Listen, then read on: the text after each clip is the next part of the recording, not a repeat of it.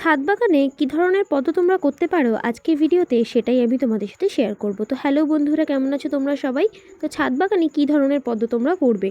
তো বড় ভ্যারাইটি যে পদ্মগুলো আছে সেগুলো ছাদ বাগানে একটু অ্যাভয়েড করে চললেই ভালো হয়।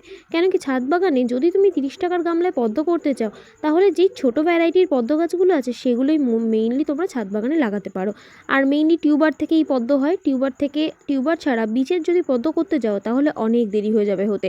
আর সেই বীজ থেকে ঠিকঠাক কোন পদ্ম গাছটা হবে সেটাও বুঝতে পারবে না। কেন কি একটা বীজ থেকে চারা হয়ে গাছ হতে মোটামুটি 3-4 বছর সময় লাগে। আর টিউবার লাগালে বেশি দিন না হলেও 6 থেকে 7 মাসের মধ্যে ফুল তোমরা পেয়ে যাবে। তো এই টিউবার থেকে আমি পদ্মগুলো লাগিয়েছি। তো এর মধ্যে বিভিন্ন রকমের ভ্যারাইটি রয়েছে, আমার কাছে মূলত 3-4 রকম ভ্যারাইটি রয়েছে। তো এই ভ্যারাইটিগুলো প্রচুর হেভি ব্লুমার। তো এই গাছের মধ্যে কি কি সার দিলে এই গাছগুলোতে খুব তাড়াতাড়ি তোমরা ফুল পেতে পারো সেটা নেক্সট ভিডিওতে আমি শেয়ার করব। তো আজকের মতো